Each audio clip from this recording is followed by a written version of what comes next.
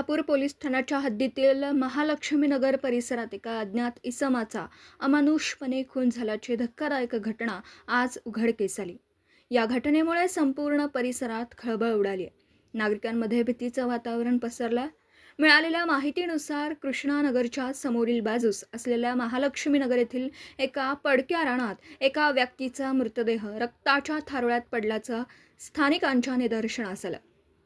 घटनेचं गांभीर्य ओळखून तातडीने पोलिसांना पाचारण करण्यात आलं।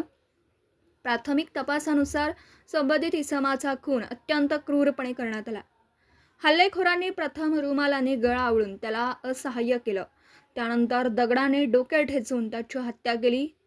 घटनेची माहिती मिळताच शहापूर पोलीस ठाण्याचे पोलीस निरीक्षक सचिन सूर्यवंशी, PSI महावीर कुटे आणि गुन्हे शोध पथकाचे अधिकारी व कर्मचारी तातडीने घटनास्थळी दाखल झाले। मृतदेहाची ओळख पटवण्याचं काम युद्ध पातळीवर सुरू आहे। संशयित आरोपींचा शोध घेण्यासाठी पोलिसांनी तपासाची चक्र वेगाने फिरवली आहेत। भरवस्तीच्या जवळ असलेल्या पडक्या रानात अशा प्रकारे खून झाल्याने महालक्ष्मी नगर आणि कृष्णानगर भागात घबराट पसरली आहे। हा खून जुन्या वादातून झाला की लुटमारीच्या उद्देशाने याचा तपास पोलीस करीत आहेत। या प्रकरणाचा पुढील तपास शहापूर पोलीस करीत असून लवकरच आरोपींच्या मुसक्या आवळल्या जातील असा विश्वास पोलीस प्रशासनाने व्यक्त केला।